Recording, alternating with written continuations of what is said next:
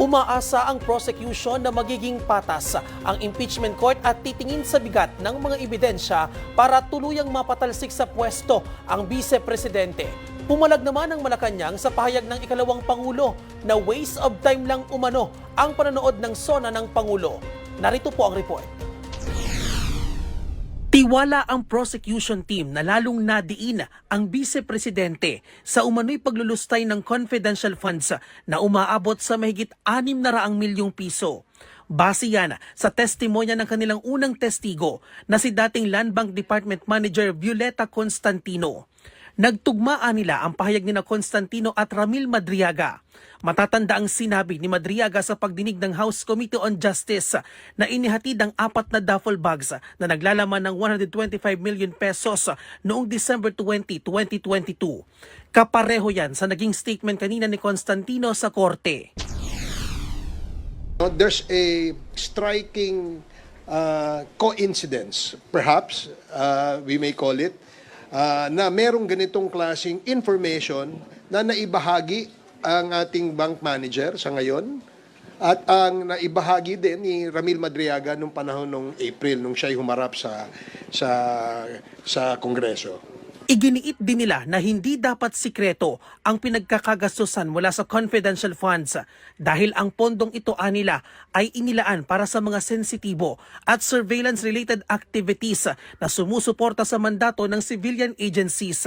Kakambal na rin nila ang public trust sa paggamit ng anumang pondo at pera ng taong bayan. Ipinunto rin nila na ang confidentiality ay umiiral para protektahan ang mga lehitimong operasyon at mga informant at hindi para pagtakpan ang mga peking record at maling paggamit ng kaba ng bayan. Umaasa rin sila na magiging patas ang impeachment court sa paglilitis at titingin sa bigat ng mga ebidensya para tuluyang mapatalsik sa pwesto ang ikalawang Pangulo.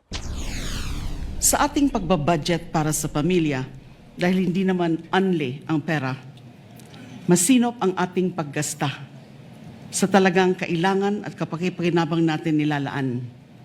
Ganyan din dapat sa pondo ng bayan. That a budget is intended for confidential operations does not mean that the conduct of the officials involved in the handling of people's money is exempted from the demands of transparency, scrutiny, and accountability. Samantala, pumalag naman ang Malacanang sa naging pahayag ng vice-presidente na pag-aaksaya lang umano ng oras o waste of time ang panonood ng SONA ng Pangulo. Ano po ba ang nangyayari sa isang tao kapag hindi po inaalam ang sitwasyon ng kanyang bansa, kung ano ang programa ng Pangulo? Walang alam. Ang hindi pagbibigay respeto sa SONA ay hindi pagrespeto sa konstitusyon, hindi pagrespeto sa institusyon. Ako po si Bien Manalo. Para maging updated, manatiling nakatutok sa Congress TV Digital at sa iba pa naming social media pages.